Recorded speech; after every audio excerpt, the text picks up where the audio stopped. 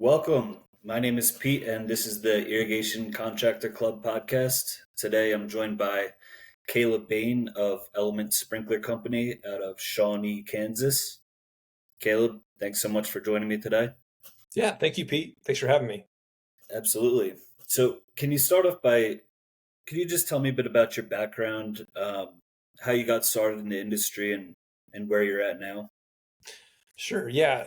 So I came from Kansas State University and moved up to Kansas City. And my cousin was doing irrigation, and he asked me to if I'd come on board and help him, run the system or run the company and get involved in it a little bit. So I started doing that, and I thought it would be a 1 or 2 year deal. And 5 years later, I looked up and I was still working for him. Um, but about that time, it was 2009. With the real estate market starting to collapse, he decided to move on and go out of business. So when he did that, I had a couple different options where I could go, but I really enjoyed what I was doing. I knew all of our customers, and so I decided to take a chance and start my own little business at the end of '09. So from there, it was just me and my truck and pretty simple. I was just marketing our existing customers that we had from the previous company, and then just sending out flyers and trying to get any new business I could. And we were slowly growing. And before I knew it, I had some installs that I was lining up. So I started bringing on some guys to help me out with the installs. And I was just doing all the service work myself. And after a few years of doing the installs, one of my guys was pretty good. I was like, "There's no way he should be doing installs anymore. I got to move him on to something else. He's capable of taking on more." So transitioned him over to service and just kept adding guys little by little and slowly. And so now, about 13 years later, here we are. We only have 9 employees, but I feel like we're doing a lot more business, more efficient than we used to be. Um, Main focus is service. We still do some installs, but nearly not as much focus in that area. But have eight employees working in the field. One person who helps me with just emails and scheduling a little bit, and then myself. And so yeah, we do quite a bit of business now. Is I mean, compared to what we used to anyway, we're still trying to grow and bring on more, but that's kind of where we are now. hmm Cool, man. What have you noticed about the industry that has changed since you first got your start in 2010? Well, in 2010, what the biggest thing I guess would be the technology that we're using now versus then with all the smart controllers that have come up in the last few years. But people are also more, I think they're really interested in being more water efficient, saving money with their sprinklers. And what I found too is people don't just want, at least our customers anyway. I feel like there's a need out there for good quality service and using better equipment that's going to last a longer time versus just doing the cheaper end stuff. So, but really the technology is the biggest thing. Obviously, that's changed a lot in our industry, going from a basic controller with a rain sensor to all the smart controllers we have now, and just the technology we have now to use to be more efficient with our watering. No doubt. So we briefly had a phone call before this, and you mentioned that at the beginning of your business journey, you were hesitant to hire employees and trust them with real responsibilities, which I think that's something that a lot of owner operators struggle with, and then they tend to get stuck there and have a hard time growing. But since then, obviously, now you've grown to 9 employees. So, what have you learned about the proper way to delegate and ensure tasks are being completed properly? Sure. Well, like I was talking about before, when I moved my one of my install guys over to service, it just I knew that I couldn't do everything. I knew these guys that I was hiring were capable of doing more than I was allowing them to do. And when you're the owner operator of a business and you're going out there and trying to do everything, you can't do everything. I mean, you're trying to service someone and do a turn on, but you got a million other things on your mind. You're trying to answer your phone, schedule appointments, and you end up doing a lesser job than what they deserve. So um, these guys that that you can train and begin to trust and put them out there to do the work that you're previously doing. It just takes a load off you, but also they can focus on that one specific job and end up doing a better job than what you were doing probably when you had a million things on your plate. Hmm. So that's kind of just like seeing that firsthand that guys can handle it and trusting them. But you want to watch over things. We do a lot of we use Nice Job, and with Hmm. Nice Job, a review goes out automatically every time we complete a job, and so we get a lot of reviews back. And I feel like if somebody's not doing their job, we're going to hear about it pretty quickly. And I get it. I mean, I get some phone calls every once in a while where people call me and they're not happy with something we did, or an employee maybe wasn't up to the standard they expected. And that's the feedback we get. So you get that feedback and you run with it and you talk to the employee and you build them up. They're not going to be perfect, and you can't just cut them off after one mistake. You bring these guys on, and you got to help them grow to be the person that you want them to be, the employee that you want them to be, and it just takes time. But that's better than you trying to do everything yourself. I mean, Hmm. at some point, especially in this industry where it's so much manual labor, as we age, you got to look to the future and understand that I can't. I literally can't do this in 10, 15, 20 more years. You got to trust people and put them out there. They're going to make mistakes. You just got to deal with it and try to handle it and give them some leniency and trust that they will, start performing. Hmm. And so, as far as your service technicians, are you typically hiring them and they're already experienced and trained up, or are you training them like from the ground up? A little bit of well, so if they come without any experience, what we've done in the past anyway is put them on the install team. Hmm. So a few of my guys have come straight through the installs where they've started just putting in sprinklers and learning the basics of the system, and I like that. It's hard to get guys to want to do that, but what I like about that, it gives me some time to get to know them, to trust them, to see if they're going to show up every day, be consistent with what they're doing, and see if they're willing to do the work that it takes to put in a system. If they're able to do that, then I know they're capable of servicing a system. If they can get that, if they're running the crew on the install, I know they can be transitioned over to service. So Hmm. that's kind of the way I prefer to do it, is to have them go through install. Just it gives me more familiarity with them, and I get to know them that way. But that doesn't work out for everybody, So the other way we do it then is bringing on guys that, so far anyway, we've brought on guys that have experience, and then we try to teach them the way that we want it done. And that can be difficult because guys bring in, outside, from other companies, the ways they've learned, and sometimes we learn from that too. I mean, we don't know everything, so it's great to have guys come in that have experience from other companies where they've learned some things that they can teach us some stuff. So, I think the main thing is with us, we try to treat people with respect, but be open minded, and if they're showing up and treating others and ourselves within the business with respect, and people are getting along well, then we can work with you. Hmm. And so there's a couple of different ways that we're open to bringing on technicians and training them. But it's always training, right? There's always something new to be training on it. A lot of it's in the field, what we do, or over the phone, or watching videos online, or just riding with another guy or with myself to try to just pick up on, all the techniques that we like to use. Hmm. So we had we've had one guy that he had a year of experience, and in that case, I require and would want more time with one of our techs, with myself, to really train for a little bit longer before you put them out there by themselves. There's just so much to know with irrigation, right? Hmm. Every time, I mean, I think I know everything. I go out there and I come across something new that I wasn't aware of, or just hadn't seen before. So it's so hard to learn and have a technician know everything. It takes years and years to get it all under your belt. So it's always a learning process. Hmm. No doubt.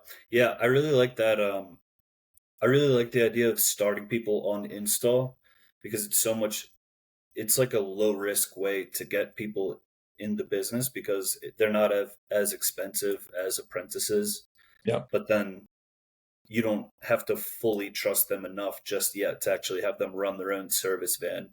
Um, Right. yeah, so that's a really good idea. Yeah. It's Keeping just on hard to in, get. mhm, If someone knows they want to be a technician and see that route, it's hard to get some of those guys to go on the install crew and be out there every day, mhm, digging the trenches and the holes and putting on heads and all that kind of stuff. But it does help. I think it's a good place to start. yeah, no doubt. Um, so keeping on installs, so you mentioned that your business is primarily generating revenue through service work, and that's like the base of your business. But Mhm. you do also have an install crew. Um, what would you say, like, what role does installs play in your business? Like, is it a means of keeping your techs busy throughout the year, or just Yeah, as a pipeline there's for a lot. I mean, technicians? I've gone back and forth in the past too on, do I keep installs? Do I not? For a long time, it just, really it was probably losing us money. And that's my fault for not charging more and really figuring out what we were spending on installing them. But what I in the past few years we've kind of figured out it and now figured out the process, and it's been more profitable now. But what the pros for installs, there's several of them really. One, like we just talked about, building guys and bringing them to the install side to turn them into technicians. Hmm. So I mean, I really like that process. So that's one pro. Number two that I love is you always have a group of guys there that are labor type guys that can, they're not their installs typically aren't set on a schedule like your service guys are. Where your service guys are going out, they got to be somewhere tomorrow at, every hour on the dot. Where the install guys are going to an install job, it might take 2 to 3 days. I can pull them off that install a half day if we need to have an emergency over here to go repair a tap, or a guy wasn't able to finish a large service job. I can pull them off that job and go finish up a service job. So it just gives you more, just more margin, when Hmm. you have that group of guys that are able to do other projects besides just install. So, and we also use them for larger service projects. So we're in the middle of springtime and we're just booked out for a month on turn ons and little repairs. And I've got a customer that's been with us for 10 years that put in a pool, and he needs a system, the back zones fixed back up. Well, I can't have my service guys there for a month and a half, and it would Hmm. take them too long. So I get my install guys, send them over there, and we knock it out. So it just gives you more flexibility having that group of guys, and just always having someone there in the back if to go take care of these issues. Um, so that's another pro of having the install crew. And then it's always building your customer base. So you're always installing new systems. Well, those people, as long as you do a nice job servicing them, they're going to come back to you forever. And so, right now we're not doing a lot of installs. We might have done 40 to 50 installs this year, but that's 40 to 50 more blowouts we have got to do next year. And that over the course of time, that really adds up. Um, so those are probably the main pros. The cons, it is time consuming, especially when you're middle of service season and things pop up on the install side. It's kind of a nuisance, but as long as you have guys that know what they're doing and experienced, like I have in my crew right now, it's kind of hands off. I mean, I sell for them, I flag it out, they go do it, and generally there's not too much of a problem. But the buy-in's pretty high. The cost of a machine, the trucks, the trailers, there's some upfront expenses and expenses as you go on with that equipment. That's kind of costly. Um, and one thing I started doing here the last couple of years is not going to everyone's house for a bid. It used to be very time consuming. Every time someone called in for a bid, I'd go out to their property and give them a quote for a new system. And lately I've tried to weed those people out or just kind of filter them in any way by just giving a rough estimate by just looking at their property via Google Maps to give them an idea of what it might cost. A lot of people have no idea. And, if they think it's going to be a couple thousand, and most systems are, if it's a full yard, we're charging seven, eight, $9,000. Well, it's gonna be a waste of an hour of my time to go out there and talk to them. But if I can give them a rough estimate online, it saves their time, it saves my time, and then when someone says yes, and we set up a time to meet, then I go out there and we go through the whole thing, and I break it down for them, and we're more likely to sell the job then too. So, Hmm. so that's kind of, we're trying to work through it, and I've got it down pretty good now. The installs are working out pretty well for us. Nice. Where are they coming from? Are they typically like new construction, or do they? Is it like they you get called out for a service call and then it turns out the whole system's in shambles? There's some of that. I'd say that's pretty minimal. There's a few that are like that. I usually, unless the system's in really bad shape, we try to just fix it up. But if it's really bad, we'll give them a quote for a new system. But a lot of it, we used to do new construction. I got out of working with builders.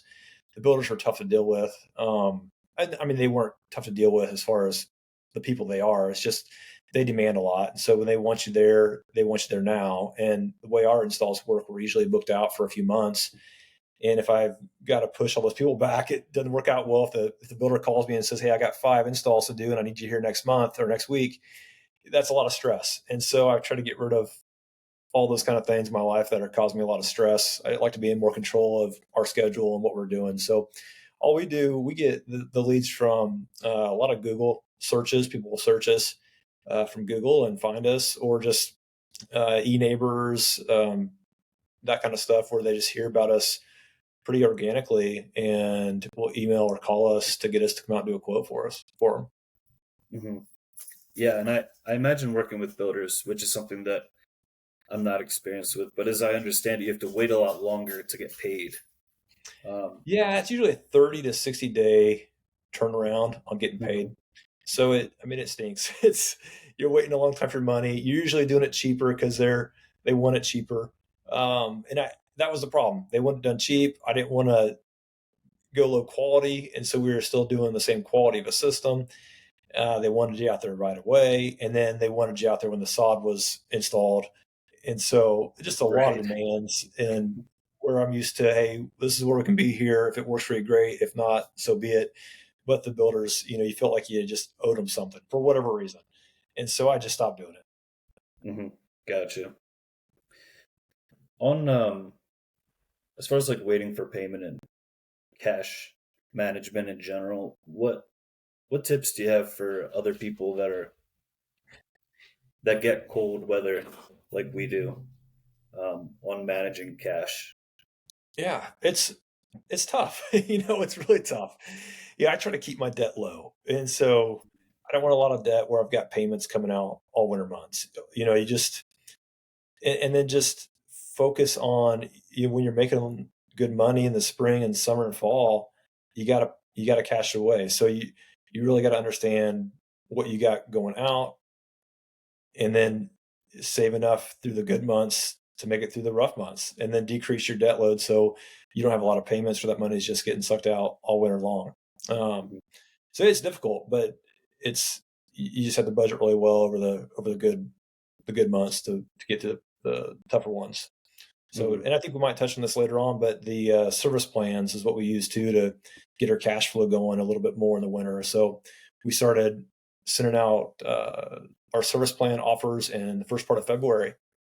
And so people will sign up right away. I mean, usually I would say about, I don't know, maybe a third or a quarter of our total service plan customers will, once we send that email out in February, they'll sign up and pay for the whole year right then and there. So getting that cash flow in February really helps, just kind of getting things to March. Once we get to March, we're fine. Everything starts rolling and the guys are busy and we've got money coming in. But January and February can be a little slow and hard on the cash. So back to installs. I mean, installs that's one thing we need to talk about. Another pro for it is, here it is mid-December, all the systems are pretty much winterized and turned off. There's not much service work to do.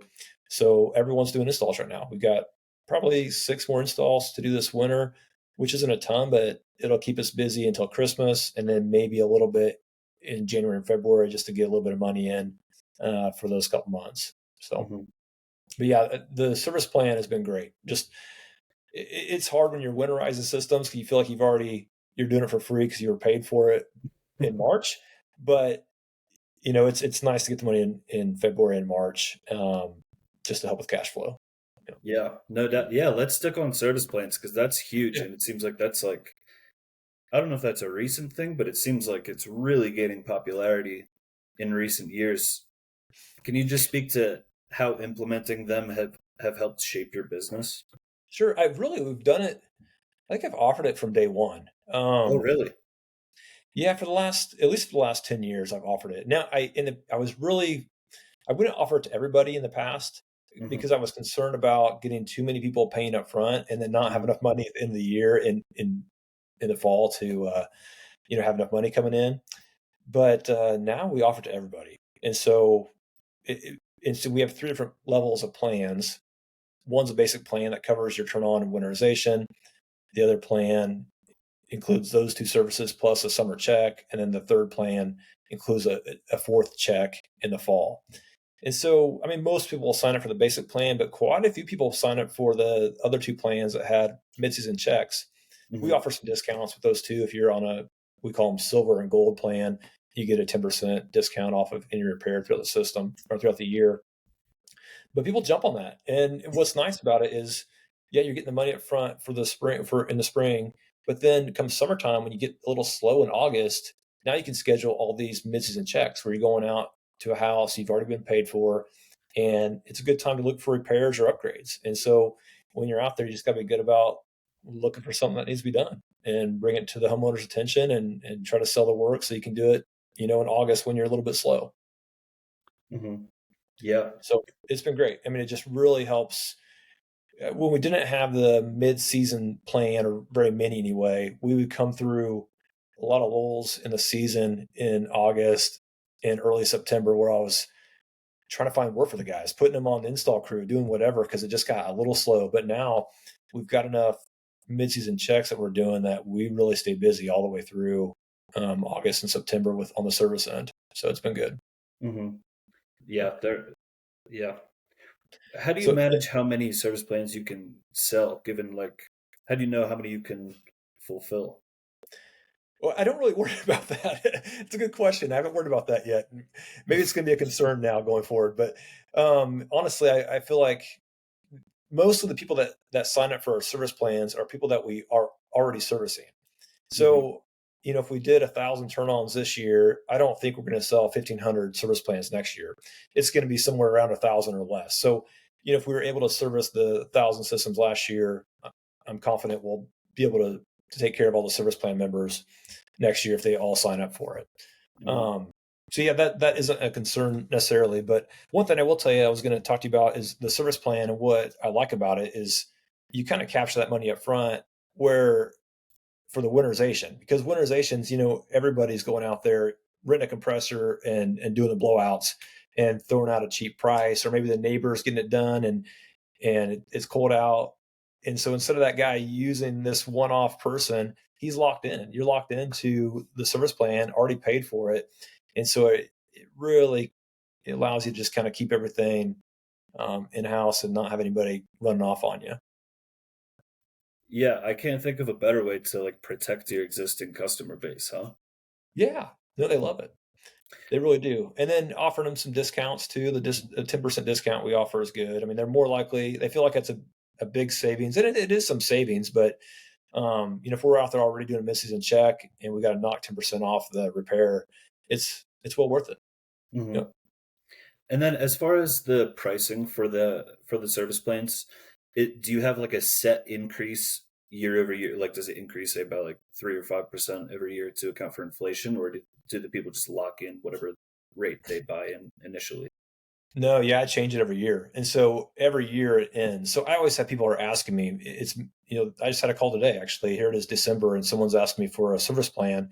And what I tell them is, hey, our service plans are for the calendar year. And in February, we'll send them back out with the new pricing for 2024. Hmm. So every year changes so much. I don't want to lock anybody into a certain amount because it just changes.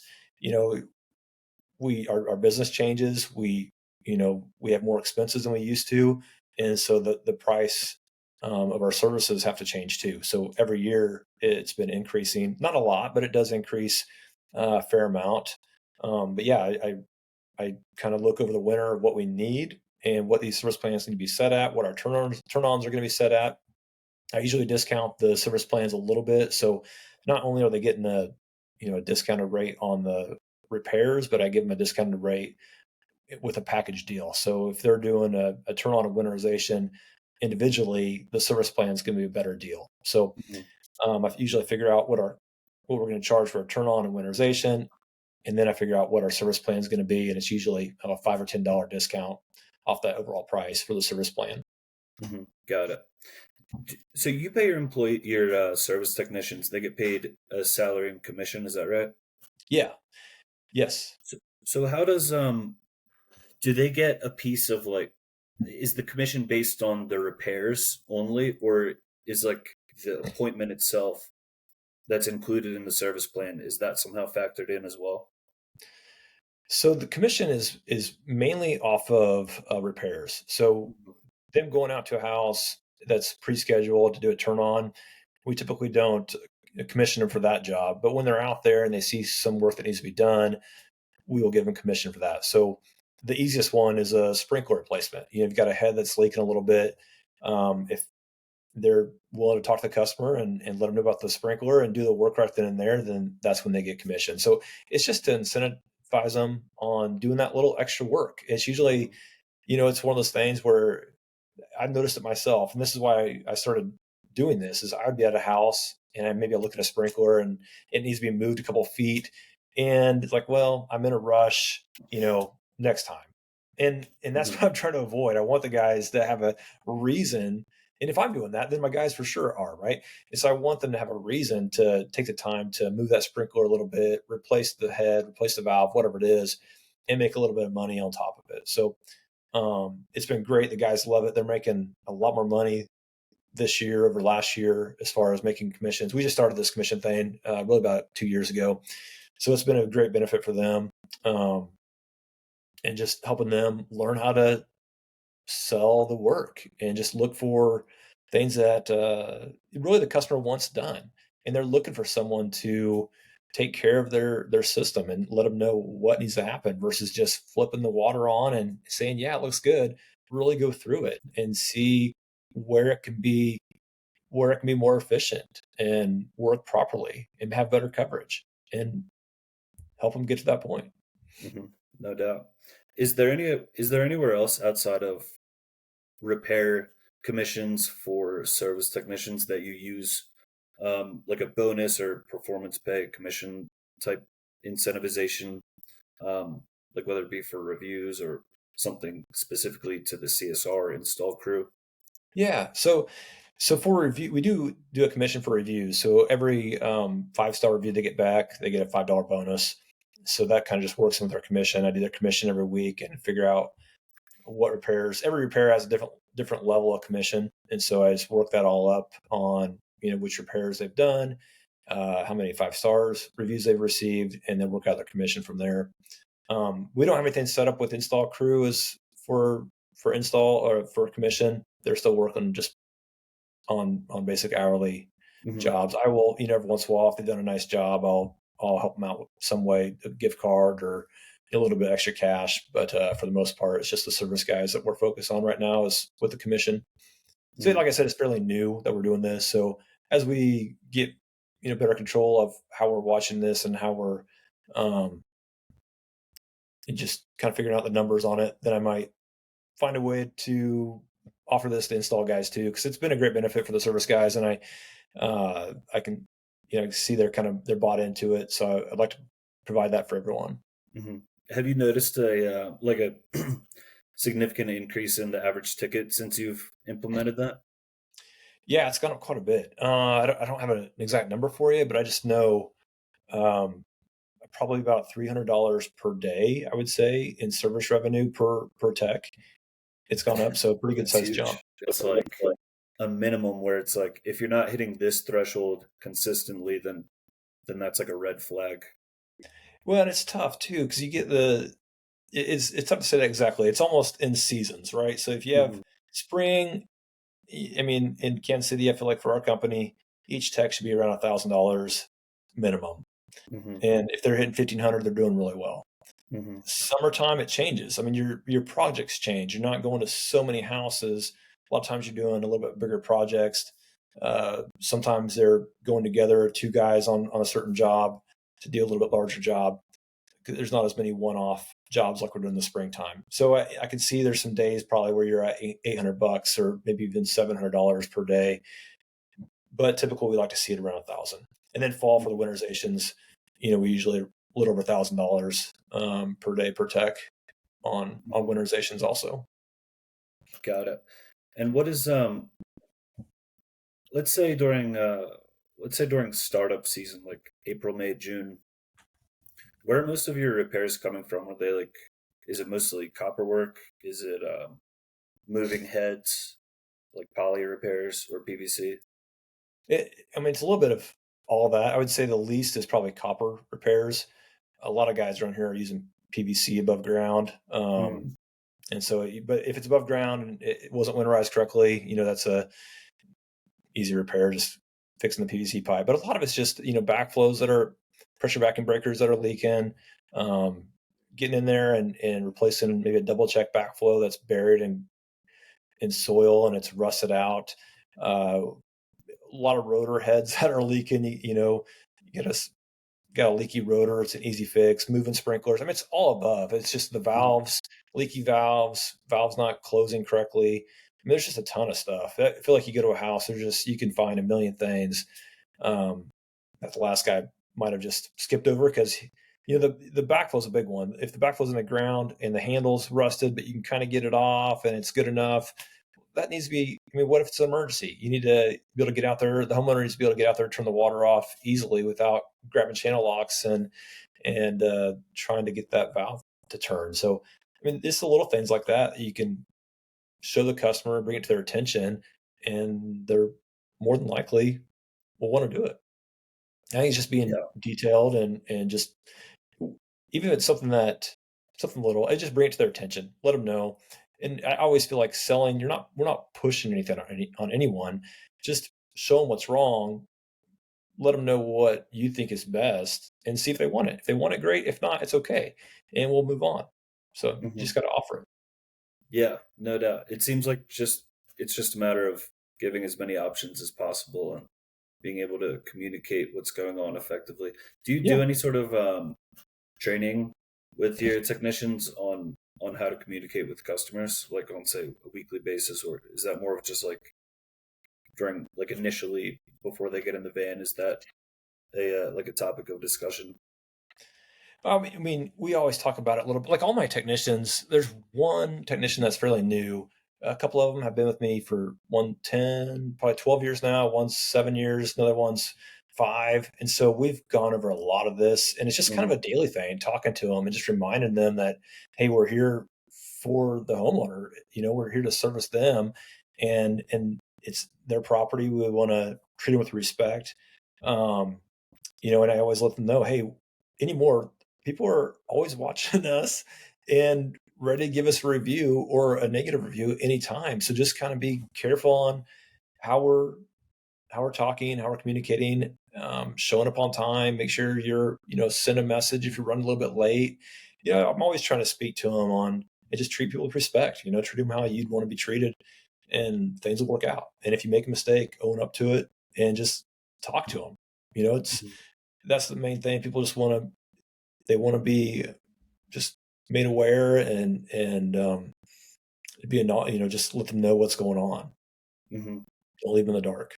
So So to have been able to keep technicians on board and happy with their role for over 10 years, I think really speaks to the kind of employer that you are. Do you have any advice for people who are having a hard time keeping their technicians and like they have a high turnover? Um, do you have any advice for like keeping the morale high and just overall retention of yeah, employees? well, I think comes from just being appreciative of what they're bringing to you. So they do a lot of work for you. So really, I feel like you got to serve them, and you can't just expect them to respect and serve you without you serving them. So Mhm. I I will go out, work in the field, work with them side by side. They all know that I can do and will do everything they do. Um, and I've got their back. If something comes up, they're always they mean a lot to me, and I appreciate those guys. And I think that's what it is, just having a real appreciation for them and who they are and what they're doing. And when things do come up, there's times where it's tough and they need a day off, or um, kid's sick. I'm pretty lenient on them having flexible time. Let them take their trucks home. I want them to spend more time with their family and not time spending driving from their house to a shop and then back to the jobs where they're going. I want them to go from their house to the jobs and then back home. And I know that creates some liability issues there. Some problems could come up from that. But I really want them to be able to spend as much time, doing life and not just, driving kind of for no reason. So I Hmm. just that kind of stuff. I try to give them everything I can to make their life easy and let them know I appreciate them. And I think that goes a long ways. Hmm. And how about for so your CSR is remote, and so you don't Mhm. really have the luxury of getting to see that that person every day, maybe the way that you do with your technicians.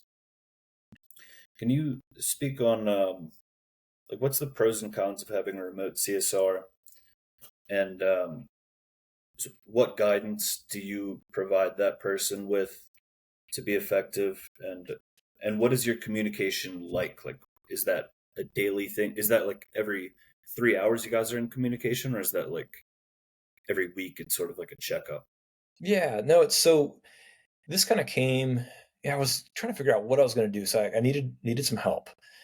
We use Jobber as our scheduling and invoicing software, and Hmm. so I was just looking online, and I found this person, and she's a specialist in Jobber. She worked with Jobber for I don't know, 10 years or so in the lawn industry, and so I thought it'd be a good fit. So and we just she works maybe 10 to 15 hours a week, sometimes less if we're not very busy, but she really is providing a lot that I didn't even know I needed. I mean, she knows so much about Jobber and what we can do with it.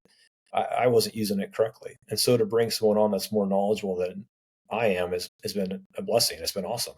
So she handles a lot of that stuff with Jobber, just making things automated, and it happens where I used to have to input everything. She's got it so it just runs smoothly now.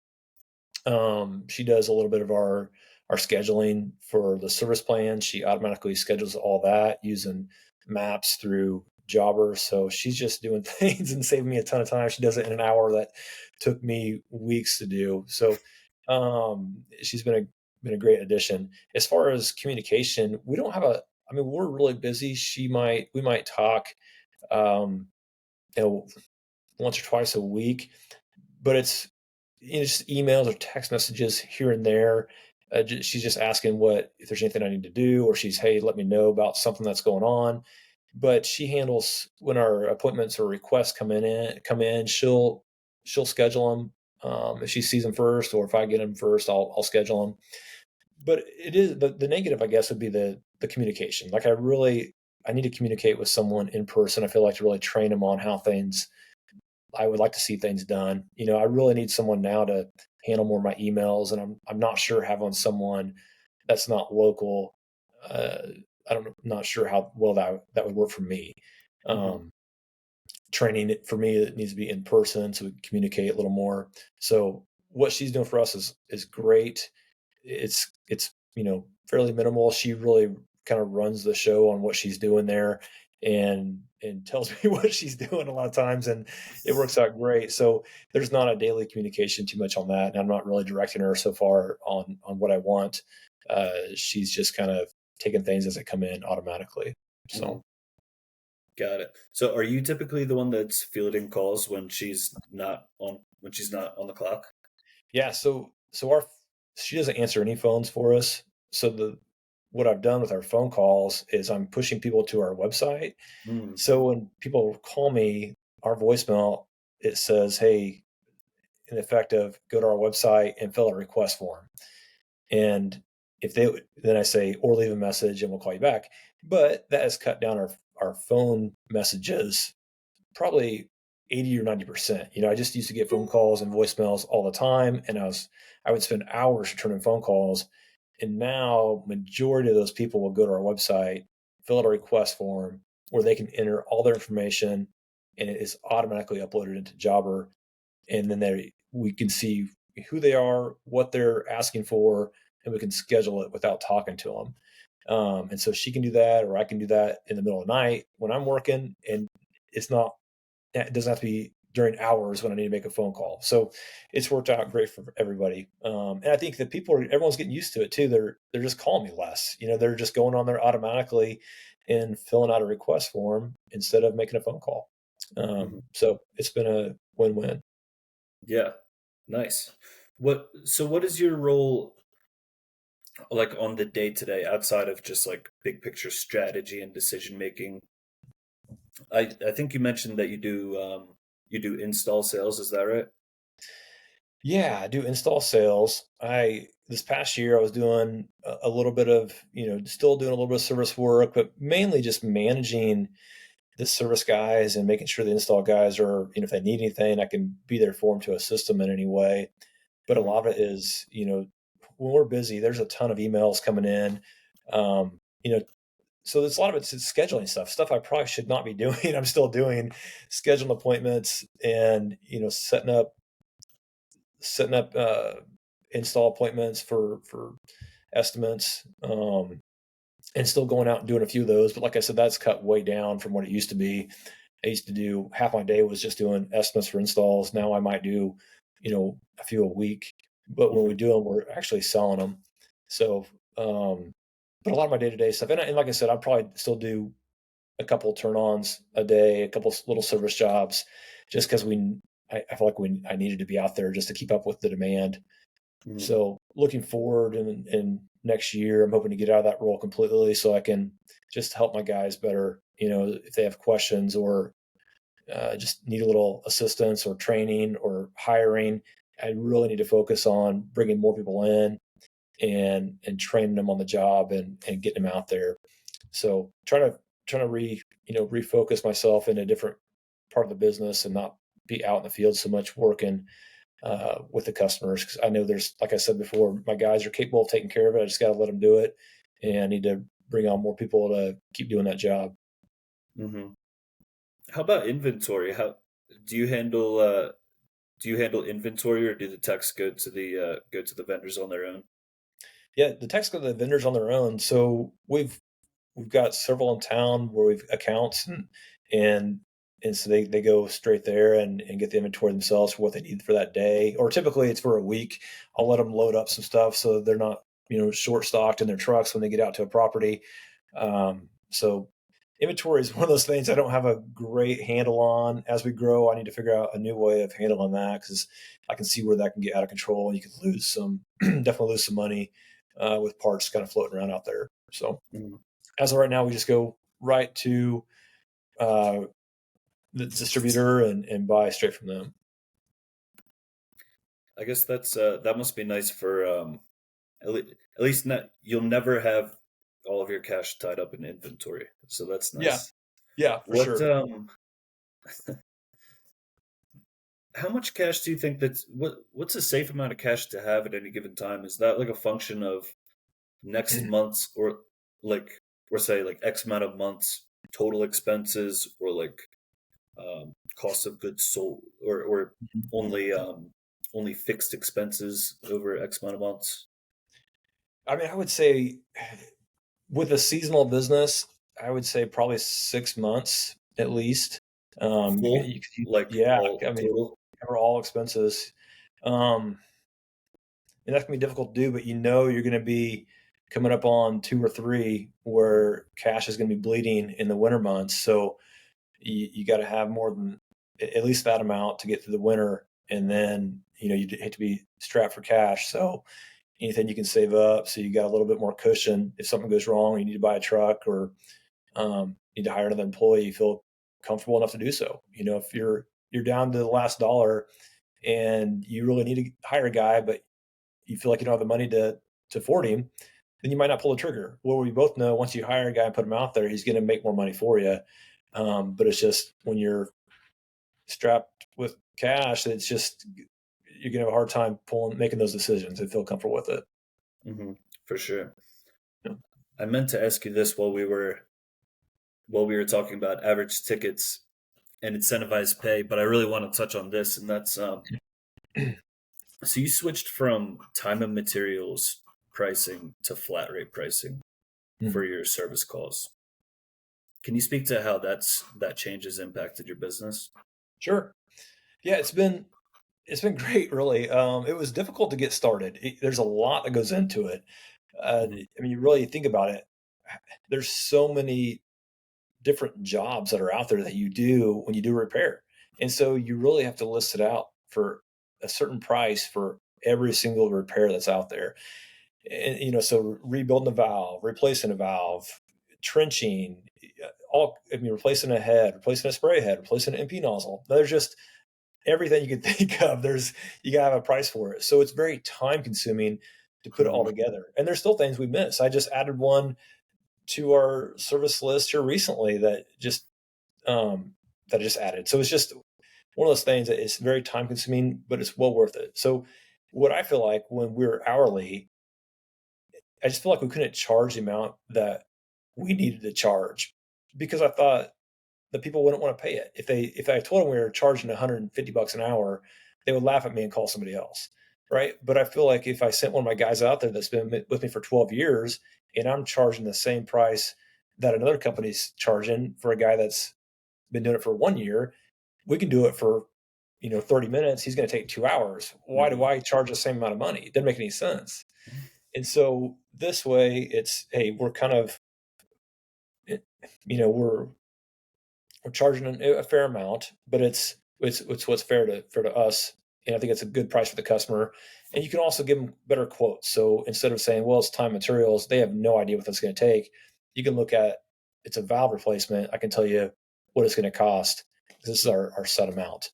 So you Hmm. do get in some sticky spots where maybe some unforeseen issues come up where there's roots or it's a lot messier under the ground than you thought it was that sometimes you got to eat, but more than more cases than not it works out to better for us. I mean Hmm. it just makes a lot of sense. So it's been fun to see it, and I tie that with the guys commission. So like I have rotary head installed by technician one. And so if he does that rotary head, that's what he charges, and then he gets commission off that job. So I have his name tied to every single service item, and so that's how we track commission also. But yeah, it's been a great change, and so still you're still looking at adjusting those prices and giving the service guys have to be able to look at something. And when we're talking about having roots around a valve or around a head, they got to be able to look at it and have the freedom to change that price on the spot. Hmm. And so, they obviously you wouldn't want them to charge the same price for a head that's in clean soil versus a head that's wrapped in a birch tree root, right? And so they got to be able to look at it and understand that and have the freedom to, yeah, increase that by a few $100 or whatever is needed on the spot. But Hmm. our basic prices are all set there, and they can be changed a little bit here and there by the service technician. But it's been good. It's been a good change. It has How, caused some issues with confusion and how it all works out and how we should chart this and that. There's been some questions about it, so there's a learning curve. But the guys are picking it up. We've been doing this for about 3 years now, and it's been good hmm how often does that need updating? all the time. I mean, every year we're maybe more like every 6 months or so. You need to change the prices, especially recently with all the increase in prices for products. It's just Hmm. as they go up, we can't just sit here and take it. We got to increase our prices too. So I'm always, a couple times a year adjusting those prices and changing them. Hmm. And do you do it? Is it like you just set a date a few weeks or months into the future and say this is the day that I'll be pulling teeth going through this whole thing and the updated price of the material? Yeah, I mean it's usually when we're a little bit slower, right? So in August, I've got a little extra time. I can go through all of our prices and make some adjustments. And then over the winter, we'll definitely be doing it now. It's one of those things I've got on my schedule to do is go through all of our prices and make adjustments. Hmm. Yeah. Gotcha. Sort But of a fun thought experiment for you. So, if someone were to inject $1 million cash into your business, what are the first action steps you would take? Hmm. That's a good question. I've never even thought about someone doing this. So, but I think what the one thing I've been thinking about that I need, it comes back to training employees and getting them out in the field quicker. So, I guess if we had $1 million, I would probably buy a building and set it up for training new technicians. Hmm. So something, you know, has pipe that they can see, valves, heads, controllers, old new controllers lined up, where you can walk them through step by step on the wiring, how the valves work, how the heads work, how old heads are adjusted, how new heads are adjusted, and just have everything you can get your hands on out there to go through and because the last thing you want is a new guy going out there or any guy going out there and coming to a system and the homeowner's right there with them because they're going to be out there with them watching it, and the technician fumbling around trying to adjust an old Toro head or some kind of sprinkler he's not seen before. So Hmm. so I think the training is a big deal. Just trying to, because I mean, if you're putting them as an apprentice, which is a great way to do it, or an install, which is a great way to do it, but they're just only going to see so much, and it's Hmm. going to take them years and years to see all the stuff that's out there. So whatever we can do in house to get all the knowledge they can is going to speed them along and be a big benefit for them. So I guess that's what I do. $1 million. I'm not sure how far that would go for a new building, but I'm sure it'd get us a decent place. Hmm. Why buy it? Just for the stability? I think it's a good investment. It's a Got it. good write off. More than likely, commercial properties will keep going up in value, and so I think I'd rather purchase it than rent it. The price of renting is pretty expensive too, so I don't know. I think there's probably pros and cons to owning and renting, but I would be one that I think I'd want to just own it. Sure. So, are you in a place right now, because you've been sort of on this journey for 13 years now? Are you in a place right now where you want to scale and grow and just see as like how far can you take this thing, or is it more about let's kind of cool off where we are and just optimize the operation and just maximize profits? Well, no, I think we always want to grow. Hmm. I mean, there's always room for growth. Because I think you gotta, if we stop growing, then where does that leave my guys? Like they need something to look forward to also. So I think if you stop growing and you try to just to stay where you are, you're going to end up dying. So you Hmm. got to always be looking to grow and take the next step. Also, although sometimes you don't want to, I think it's what needs to happen. So you got to figure out a new way of doing things, how you're going to build it up, how you're going to give these guys new opportunities to manage, to lead.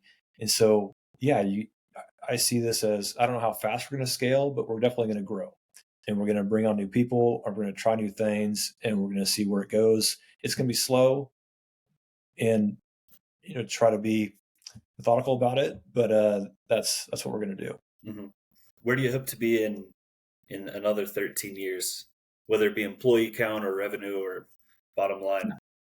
Well, I think in 5 years we should be able to double revenue. Um, but once we hit this certain point we hit this year, I feel like my eyes are kind of open, like we can do more. And so it's just a matter of bringing on the right people, training them, getting them out there, and giving them the support they need. So in 13 years, that's a ways out. I haven't thought, I've thought 10, maybe 13's out there a ways, but I think, we could get, I don't know, I think I could probably triple the amount of employees we have. So I think the more technicians we bring on, we're at a point now that I need to bring on some more administrative sort type help, maybe some management. So, where I'm at right now, where I'm managing all the technicians, I don't think I can handle another technician without adding someone else in there to help me out, managing that group. So it's trying to figure out how do we structure this? Do we split the technicians up into teams? Do we have just one manager over more technicians? Do we add another install crew? We'll see what that looks like. But right now, the focus is on technicians, adding them, and then adding an administrative person, and just going from there and seeing where it goes. Hmm. This has been awesome, man. Before I let you go,